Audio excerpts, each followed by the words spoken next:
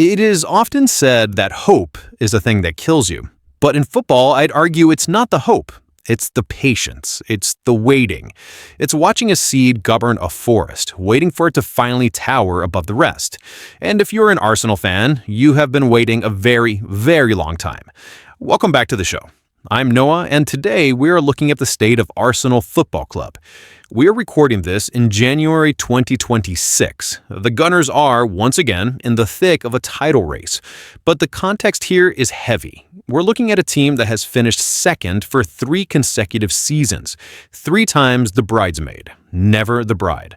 To help me figure out if this is the start of a dynasty or a tragic story of what could have been, I'm joined by Eloise. Eloise, good to have you. Great to be here, Noah. And that intro, it hit a little close to the bone, didn't it? That word, patience. It's been the defining currency of the Emirates era.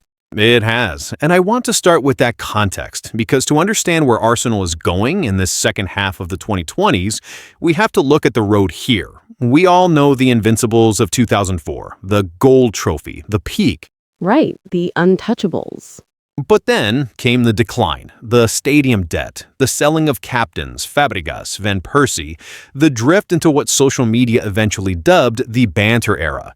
When Mikel Arteta took over in December 2019, the club was arguably at its lowest cultural ebb in decades. So before we look forward, how do you assess the project so far, now that we are 6 years deep into the Arteta reign? I think you have to bifurcate the Arteta era into 2 distinct phases. Phase 1 was the cultural detox. That was 2019 to about 2022.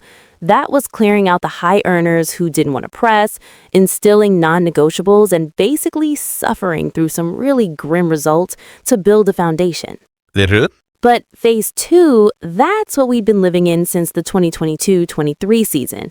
That is the contender phase. And that phase 2 has been agonizingly consistent. It has. Look at the data. 2022-23, they finished second to City. 2023-24, second to City again, despite taking it to the final day. And then last season, 2024-25, they finished second again, this time behind a resurgent Liverpool. 3 consecutive silver medals. In any other era, that's a dynasty of consistency. But in the era of super clubs, it feels like failure. That's a tension, isn't it? Being nearly great is worse than being average. But let's talk about the squad profile, because the argument has always been they are young, they will learn. Is that still true in 2026?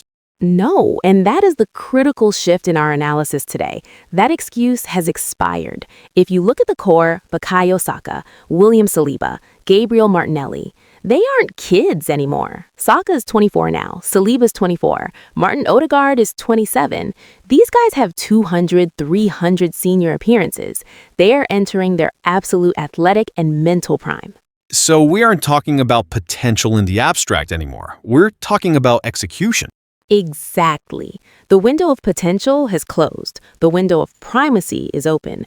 This is actually a very dangerous time for a football club, because when you have a golden generation, and let's be clear, talent-wise, this is a golden generation, you have a finite amount of time to monetize that talent into trophies before the wage bill explodes or players look for new challenges.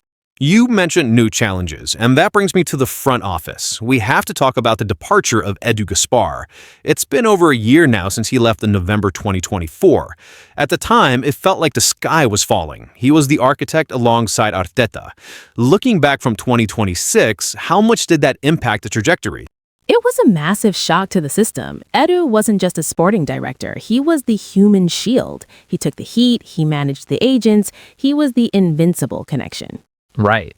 When he resigned, there was a genuine fear that the Arteta-Edu axis, which was the club's brain, was broken. But credit to the ownership, the transition was handled with surprising stability. They didn't panic buy in January 2025. They stuck to the long-term recruitment strategy. And that strategy has evolved, hasn't it? We've seen a shift from buying 21-year-olds to buying floor raisers. Precisely. If you look at the signings over the last 18 months, the profile changed. They stopped buying purely for the future and started buying for now. It's the Declan Rice model repeated. You pay a premium for guaranteed performance. That is what you do when you are trying to turn 89 points into 95 points. The margins are so small. I want to pivot to the tactics on the pitch, because one criticism of Arsenal in those runner-up years was a lack of unpredictability. Saka on the right, Martinelli on the left, Odegaard in the pocket. It was brilliant, but teams started to double-team Saka and force Arsenal to play left. How does the future of their attack look? This is where the project gets exciting again. We are finally seeing the integration of the next wave of Hale and Academy products. We spent years talking about Saka and Smith Rowe, but now in 2026, we're seeing Ethan Nwaneri and Miles Lewis-Skelly actually impacting the first team. Nwaneri is a special talent. He has been a revelation, and statistically, he offers something Odegaard doesn't. He's more of a ball carrier, a chaos agent in the final third. Odegaard is the conductor, Nwaneri is the soloist. Having both of them gives Arteta that tactical variability he was missing in previously. It means if a team parks the bus, you don't just have to pass around it, you have players who can dribble through the eye of a needle. So let's look at the financial picture, because we can't talk about the future without talking about financial fair play, or PSR as we call it now. We know teams like Everton and Forest got hit with deductions in the past. Arsenal spent big to get here. Rice, Havertz, Timber, those weren't cheap. Are they handcuffed financially moving forward? They are actually in a surprisingly healthy position, and this goes back to the pain we talked about earlier. Because they have been in the Champions League consistently for 3-4 years now, the revenue streams are maximizing. Plus, the commercial deals have all been renewed at contender rates, not Europa League rates. The Adidas deal, the Emirates deal, they're all printing money. So they can afford to go big again if they need to? They can, but the question is where? The squad is incredibly deep. The conversation for the summer of 2026 isn't about fixing a hole. It's about luxury upgrades. Do you buy a world-class striker to rotate? Do you buy a superstar winger to eventually succeed Trossard? These are the problems of elite clubs. It's a far cry from trying to find a loan signing in January because you have no budget. Let's play devil's advocate. We're painting a rosy picture here. Prime squad, money in the bank, stable manager. What goes wrong? What is the doomsday scenario for Arsenal over the next 5 years? The doomsday scenario is the Pochettino Spurs timeline. That is the ghost that haunts the Emirates hallways. Ugh, that comparison stings. It does, but it's the relevant one.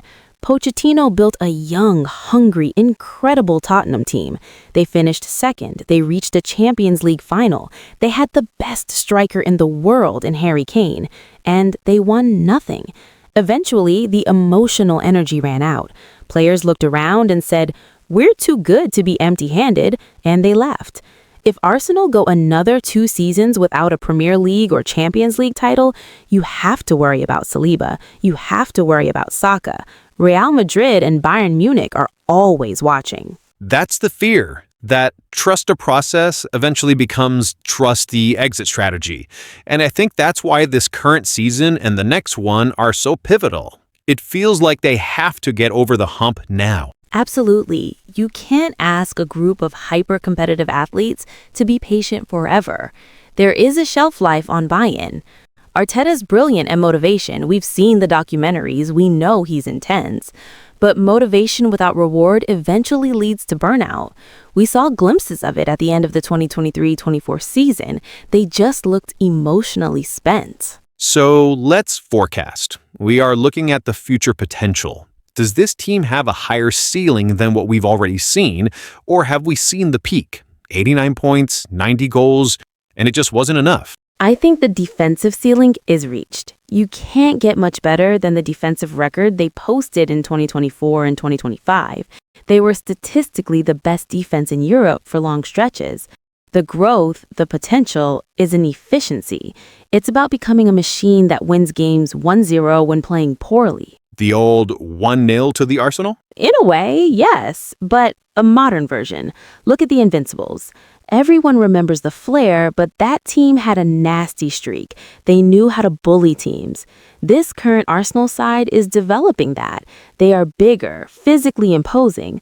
Look at the height of the team. Havertz, Rice, Saliba, Gabriel, Calafiori. They're giants. Set pieces have become their superpower. That's true. They turned corners into penalties, essentially. So if you had to bet your house on it, looking at the next 5 years, do they break the drought? I'm going to say yes. And I'll tell you why. The competition is shifting. We are seeing the end of the Guardiola-era dominance. Whether he stays or goes, that specific machine is aging. Liverpool is in a transition of their own, even with their success last year. Arsenal is the only team in the Big Six with a core that is locked down, prime-aged, and fully indoctrinated in the manager's philosophy. They have the stability. Stability is a boring answer, Eloise. It is, but stability wins titles eventually. Unless you are a chaos club like Chelsea, stability is the prerequisite. Arsenal have done the hard part. They suffered, they rebuilt. Now they just have to be ruthless. The future isn't about potential anymore. It's about ruthlessness. Before we wrap up, I want to touch on the global brand, because the future of a football club isn't just on the pitch. Arsenal has been pushing hard into the US market. We saw them play huge friendlies in LA and New York. Does that impact the football side? Indirectly, yes. It allows them to compete for wages. If you want to keep William Saliba when Real Madrid comes knocking, you need to be able to pay him a superstar wage. And you can only do that if you are a global commercial juggernaut. Arsenal is returning to that tier. They're becoming a cool brand again. The kits, the fashion collaborations, it sounds trivial, but it attracts players. Players want to play for the cool club. It's the Ian Wright effect modernized. Style matters. It does, and right now, Arsenal has the style. They just need the silverware to match the aesthetics. So, final verdict, 2026 to 2030. What does the trophy cabinet look like? I predict 1 Premier League title and 1 domestic cup. The Champions League, that is a lottery, but I think the Premier League drought ends before 2028. The law of averages combined with this squad's quality simply demands it. 1 Premier League title. After 20-plus years of waiting, I think most Gooners would snap your hand off for that guarantee. Eloise, thank you for the breakdown. My pleasure. And thank you for listening. It's a strange thing looking at the future. We want certainty, but sport only offers probability. Arsenal has stacked the deck in their favor. They have the players, the manager, and the money. Now they just need to play the hand. We'll be back next week to evaluate Liverpool. See y'all next week.